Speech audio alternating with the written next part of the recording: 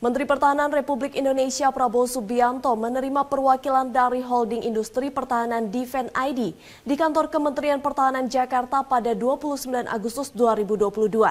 Pertemuan Menhan Prabowo Subianto dan Defense ID dalam rangka menerima paparan dan bertukar pikiran terkait strategi pengembangan produk-produk kendaraan taktis produksi dalam negeri.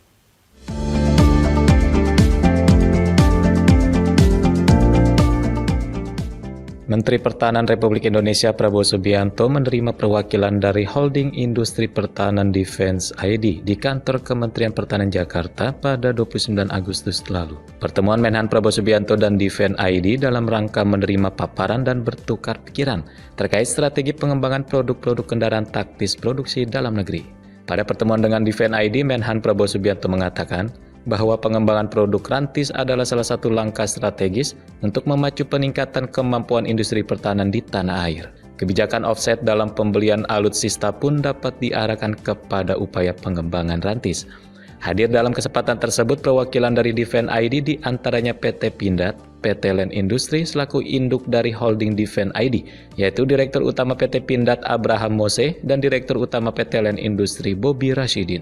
Perwakilan Defense ID dalam pertemuan dengan Menhan Prabowo Subianto memaparkan bahwa pengembangan rantis produksi dalam negeri sangat membutuhkan dukungan dari ekosistem industri dan kebijakan industri pertahanan yang terus didorong oleh pemerintah. Digarisbawahi pula bahwa seiring dengan pengembangan kendaraan taktis ini, perwakilan Defense ID dalam pertemuan dengan Menhan Prabowo Subianto memaparkan bahwa pengembangan rantis produksi dalam negeri sangat membutuhkan dukungan dari ekosistem industri dan kebijakan industri pertahanan yang terus didorong oleh pemerintah.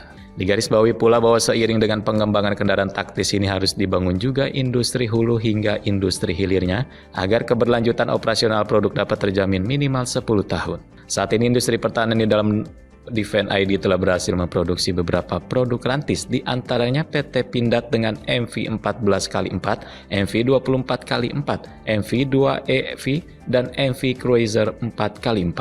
Adapun PT Land dan PT Pindad masing-masing juga telah mengembangkan motor listrik bergaya trail, yaitu Steel Trail E-Tactical buatan PT Land dan Moto EV buatan Pindad.